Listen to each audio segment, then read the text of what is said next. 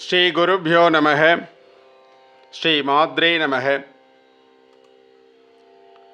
கோமள ஸ்னிக்த நீலோத்பலோத்பாதி தானங்க தூணீர சங்காகரோத்தாம ஜங்காலதே சாருலீலாகதே. காளிதாச விரசிதம். ஸ்ரீ ஷியாமளா தண்டகம். காளிதாசர் இந்த காளிதாச விரசிதத்தில் அம்பாளோட தேக சௌந்தர்யம், அவளுடைய மேதா விலாசம், கருணை எல்லாத்தையும் அருமையாக சொல்லியிருக்கார்.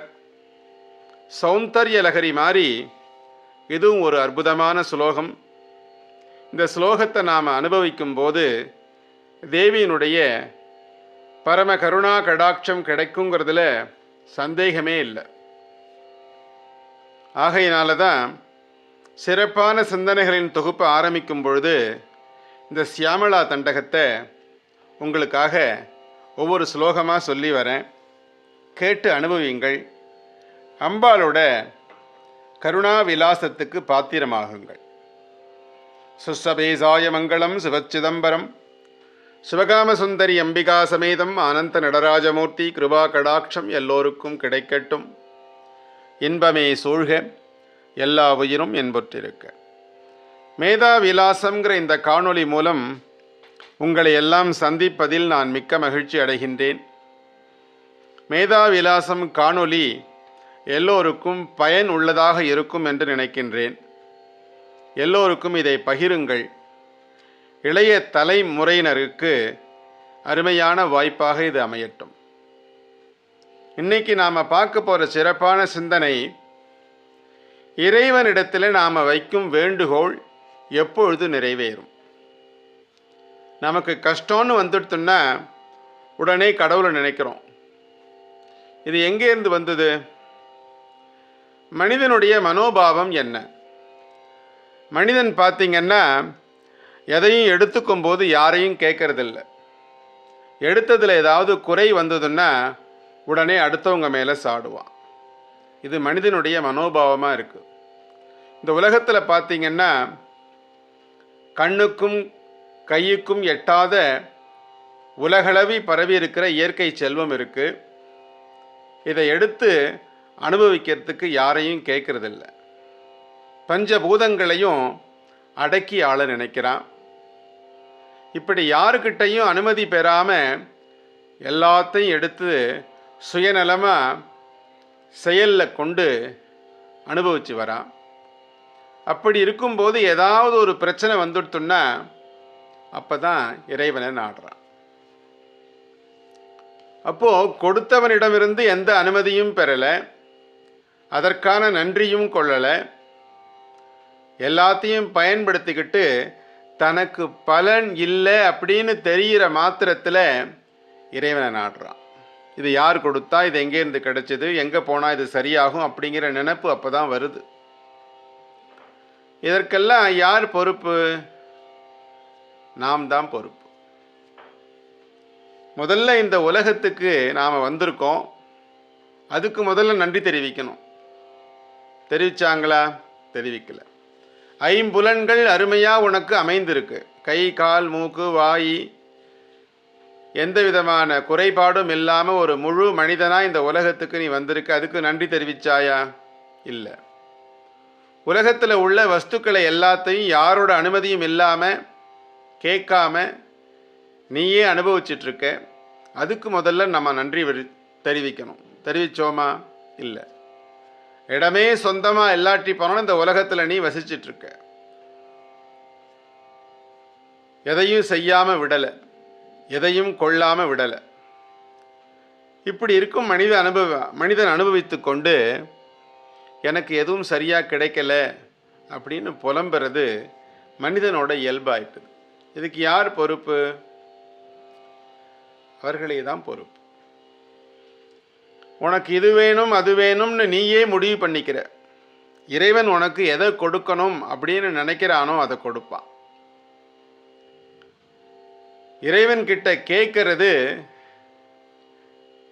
நம்மோட விஷயமா இருக்கு.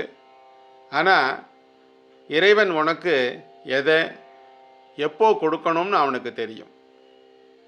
எதை உனக்கு கொடுக்கக்கூடாதுன்னு அவனுக்கு தெரியும். மனிதனுடைய சிற்றறிவுக்கு தேவையான பொருளை கேட்குறான். இது வேணும் அது வேணும்னு பிரார்த்தனை பண்ணுறான்.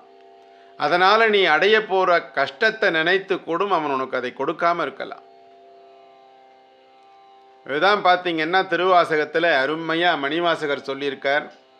வேண்டத்தக்க தறிவோய் நீ வேண்ட முழுதும் தருவோய் நீ வேண்டும் அயன்மார்க்கு அறியாய் நீ வேண்டி என்னை பணிக்கொண்டாய் வேண்டி நீயா தருள் செய்தாய் யானும் அதுவே வேண்டின் அல்லால் வேண்டும் பரிசு ஒன்று உண்டெனில் அதுவும் உண்டன் வெறுப்பன்றே.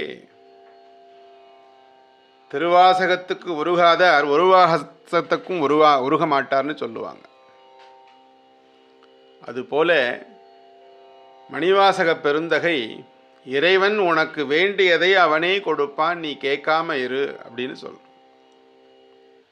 வேண்டுதல் என்பது மனிதனுடைய தன்மையாக போயிட்டது. தனக்கு இது வேண்டுமது அது வேண்டுமதுன்னு சொல்லிக்கிட்டே இருக்கான். மனதில் தான் ஒன்றை நினச்சிக்கிட்டு இறைவனை பிரார்த்தனை பண்ணுறான். அந்த பிரார்த்தனை உடனே நிறைவேறணும்னு நினைக்கிறான், ஆசைப்படுறான். மனிதன் தன் தேவைகளுக்காக கால அவகாசம் கொடுக்கறதே இல்லை. தன் தேவையை உடனே நிறைவேற்றிக்கணும் அப்படின்னு நினைக்கிறான். அப்போது ஒரு விஷயத்தை நாம் நினைத்த மாத்திரத்திலேயே கிடைக்கணும் அப்படின்னு சொன்னோம்னா நாம் எப்படிப்பட்டவராக இருக்கணும்? ஒருத்தட்ட நாம் போய் கடன் கேட்குறோம், உடனே கொடுத்துருவாங்களா? இல்லை நாம் தான் யாருக்காவது ஒருத்தர் கடன் கேட்டானா உடனே கொடுத்துருவோமா? அவர்கள் நடவடிக்கை, பின்புலம், பணத்தை கொடுத்தா திருப்பி தருவானாங்கிற பாவனை, இதெல்லாம் இருக்குது.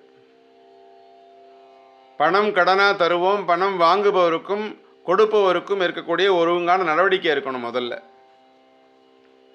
2 பேரை பற்றி நல்லா தெரிஞ்சிருக்கணும். வாங்குறவன் கொடுக்குறவனுக்கு நம்பிக்கை இருக்கணும், திருப்பி கொடுத்துருவான் அப்படிங்கிற. அப்போ நடை உடை பாவனைகள் முக்கியமாக இருக்குது. அப்போது கடன் வாங்குவதற்கு முன்னால் நாம் எப்படி இருக்கணும்னு கடன் கொடுக்குறவர்கிட்ட காமிச்சிக்கணும். நாம் சரியான நடவடிக்கையில் இருந்தோம் தானே நமக்கு கடன் கொடுப்பான். அப்போது நம்முடைய செயல்பாடுகள் சரியான முறையில் இருந்தால் எதிராளி நமக்கு படம் கொடுப்பான்னு நம்ம நினைக்கிறோம். அப்போ நம்மளை நல்ல விதமாக அவர் முன் காட்டிக்கிறோம். அதுபோல தான் இறைவனிடத்தில் நாம் முதல்ல நம் நடவடிக்கை ஒழுங்காக நடந்து காட்ட வேண்டும். அவருக்கு நம்பிக்கை வரணும், நம்பிக்கை நடவடிக்கை இருக்க வேண்டும். அப்போத்தான் அதுக்கு பிறகு நாம் வேண்டுதலை வைக்கணும். ஒரு நாள் கோயில் போயிட்டு வர்றது, அதுக்கு பிறகு நான் அதை வேண்டினேன், இதை வேண்டினேன், இதை வச்சேன், அதை வச்சேன், இறைவன்கிட்ட அதை கேட்டுட்டு வந்தேன், இதை கேட்டுட்டு வந்தேன், எதுவும் உனக்கு நடக்கவே இல்லை அப்படின்னு புலம்புவான்.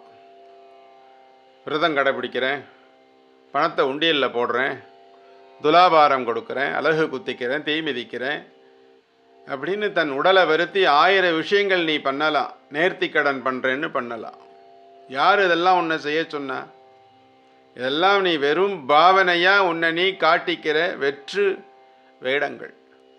உன் உள்ளத்தை நீ முதல்ல நல்லா வருத்தணும். உள்ளத்தை முதல்ல வெளிமையாக காட்டணும். உள்ளத்தினுடைய கள்ளத்தனம் இருக்கக்கூடாது. அடுத்தவருக்கு தீங்கு நினைக்கக்கூடாது. உன் உடலை வருத்தி கொள்வதனால் ஏற்படும் பலன் என்ன? உனக்குத்தான் அது.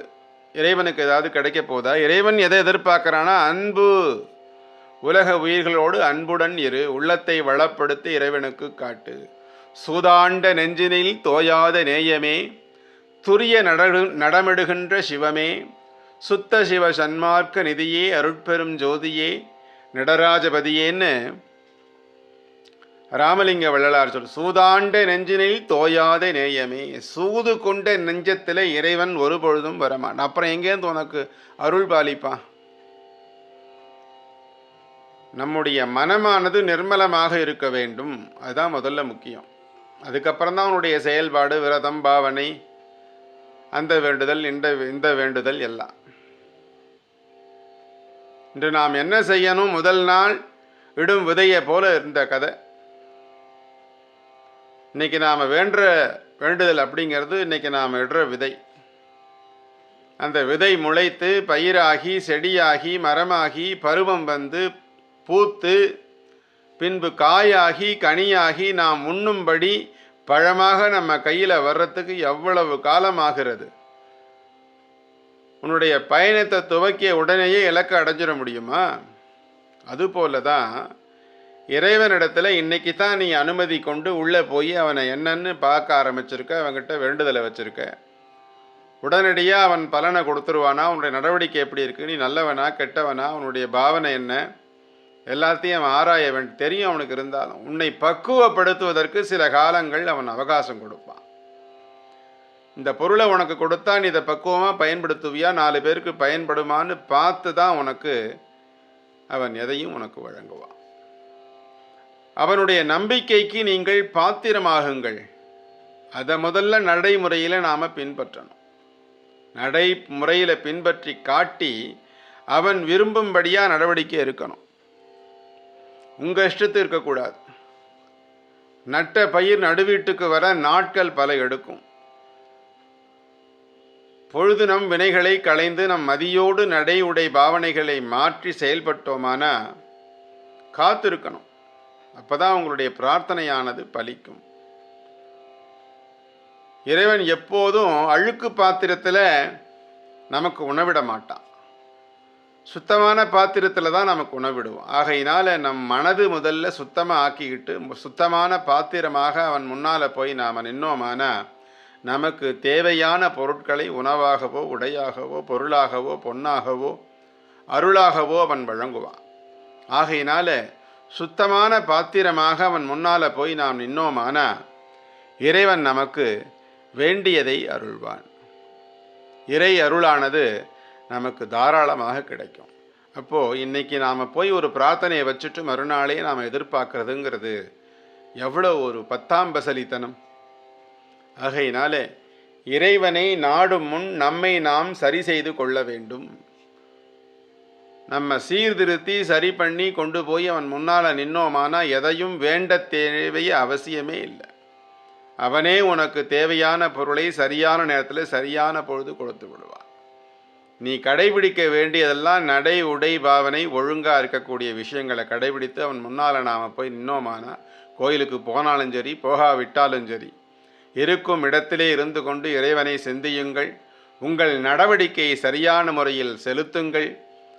ஆண்டவன் அருள் உங்களை தேடி வரும் என்ற சிறப்பான சிந்தனையோடு இந்த சிந்தனையை முடிக்கின்றேன். வேறு ஒரு சிறப்பான சிந்தனையோடு மேதாவிலாசம் காணொளியில் சந்திக்கின்றேன். நன்றி, வணக்கம்.